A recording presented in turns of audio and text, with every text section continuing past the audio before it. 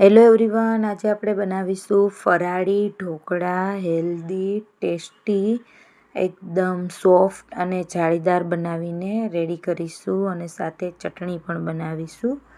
તેના માટે મેં અહીંયા 1 કપ મોરીઓ, જેને આપણે સામું પણ કહે છે અને આ ફરાળી રાઈસ પણ કહે છે, મેં 1 કપ લીધેલા છે અને 1/4 એટલે કે એના ચોથા ભાગના મેં અહીંયા સાબુદાણા લીધેલા છે.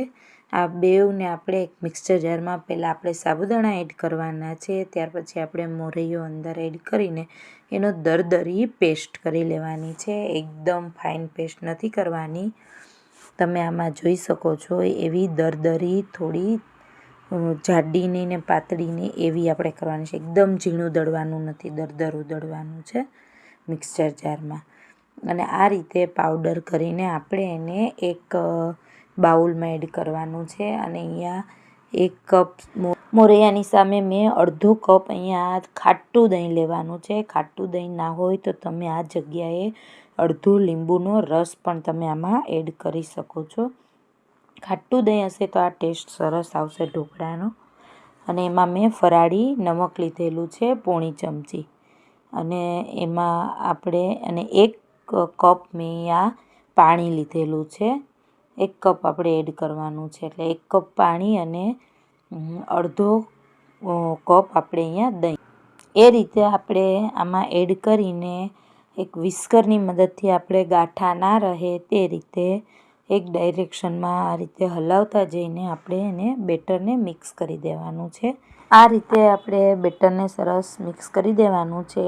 1 કપ મોરૈયો અને 1/4 ભાગ એટલે કે એના ચોથા ભાગના સાબુદાણા એડ કરેલા છે. એ બેવનું પાવડર આમાં એની સામે તમારે 1.5 કપ, 1 કપ પાણી અને અડધો કપ દહીં, આ રીતે બેટર આપણે મિક્સ કરીને એને 8થી 10 મિનિટ માટે ઢાંકીને રાખી દેવાનું છે.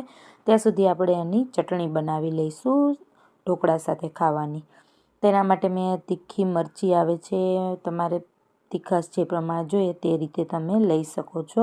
1 ઇંચ આદુનો ટુકડો છે, જેની મેં છાલ કાઢીને આ રીતે રેડી કરી લીધેલો છે. ત્યાર પછી આમાં મેં 1 કપ જેટલા ધાણા લીધેલા છે, ફરાળી નમક લીધેલું છે પોણી ચમચી જેટલું, 2 ચમચી મોટી અહીંયા સિંગદાણા શેકીને મેં અહીંયા લીધેલા છે. એનો ટેસ્ટ સરસ આવે છે ચટણીમાં. ત્યાર પછી 1 ચમચી મોટી લીંબુનો રસ લીધેલો છે. આ બધી જ વસ્તુ આપણે મિક્સર જારમાં એડ કરીને આપણે એની આવી પેસ્ટ રેડી કરી લેવાની છે, એકદમ સરસ. એટલે અહીંયા તમે જોઈ શકો છો આ રીતે આપણી ચટણી બનીને એકદમ ટેસ્ટી ફરાળી રેડી છે, જે ઢોકળા સાથે ખાવા માટે. ત્યાર પછી આપણે હવે બેટરને ચેક કરીશું. ચટણી બની ગઈ ત્યાર પછી આ બેટરને બહુ ટાઈમ નથી લાગતો. હવે આમાં આપણા ઢોકળા ગળે ના રહે કે એકદમ અંદરથી સોફ્ટ થાય એટલા માટે આપણે 1 ચમચી તેલ એડ કરવાનું છે. ત્યાર પછી 1 ચમચી મેં અહીંયા આદુ મરચાંની પેસ્ટ લીધેલી છે, તીખી મરચી હોય એવી લીધેલી છે. તમે તીખાશ તમારા ટેસ્ટ પ્રમાણે લઈ શકો છો. આ રીતે મેં પછી 1 ચમચાની મદદથી બેટરમાં મિક્સ કરી દીધેલું છે બધું. અને ત્યાર પછી આ રીતના આવી જ કન્સિસ્ટન્સી તમે આમાં જોઈ શકો છો એવી આપણે બેટરની રાખવાની છે. બહુ જાડી નથી રાખવાની, એટલે આપણે અંદરથી ઢોકળા એકદમ સરસ ફૂલીને સ્પોન્જી થશે, જાળીદાર બનશે. અને આમાં આપણે 1 ચમચી ઈનો એડ કરવાનો છે. તમારી પાસે જો ઈનો ના હોય તો સાજીના ફૂલ જે આવે છે તે તમે અડધી ચમચી અહીંયા યુઝ કરી શકો છો. આ રીતે એકદમ સરસ બેટરમાં બબલ્સ થવા લાગે ઈનો નાખ્યા પછી. ત્યાર પછી આપણે મેં આ 1 ઢોકળિયું મારી પાસે છે સ્ટીમર, તેને મેં પ્રીહીટ કરવા રાખી દીધું હતું. અને એની અંદર મેં 1 પ્લેટ રાખેલી છે ઢોકળા માટે. એને મેં પહેલાં ઓઇલથી ગ્રીસ કરી લીધેલી છે. અને ત્યાર પછી આ બેટર જે આપણે રેડી કરેલું છે તે આપણે આ ડીશની અંદર એડ કરી દઈશું. અને ઉપર મેં અહીંયા લાલ મરચું પાવડર અને થોડો મરી પાવડર એડ કરીને સ્પ્રિંકલ કરી લીધેલો છે, થોડો છાંટેલો છે. એટલે એકદમ સરસ ટેસ્ટી આ આપણે ફરાળી ઢોકળા લાગશે. અને ત્યાર પછી આપણે 15થી 20 મિનિટ માટે આમને કૂક કરી લેવાનું છે મીડિયમ ગેસ ઉપર. અને ત્યાર પછી આ રીતે છરીની મદદથી ચેક કરવાનું છે. જો તમને થોડું પણ ચોટેલું આમાં લાગે તો તમારે ફરી આને 5 મિનિટ માટે કૂક થવા દેવાનું છે અને ત્યાર પછી ફરી આપણે એને ચેક કરીશું છરીની મદદથી. જો આમાં ચોટેલું ના લાગે તો હવે આપણા ઢોકળા પરફેક્ટ બની ગયા છે, એકદમ સરસ સોફ્ટ જાળીદાર. અને હવે આપણે એને એક નીચે પ્લેટ ઉતારી દઈશું અને થોડી વાર એની સ્ટીમ એટલે કે વરાળ નીકળવા દઈશું. ત્યાર પછી આપણે એના પીસ કરીશું. આ રીતે આપણે એક છરીની મદદથી એકદમ સરસ ઢોકળાના પીસ કરી લેવાના છે અને ત્યાર પછી આપણે આ ઢોકળાનો અહીંયા વઘાર કરવાનો છે ઉપર.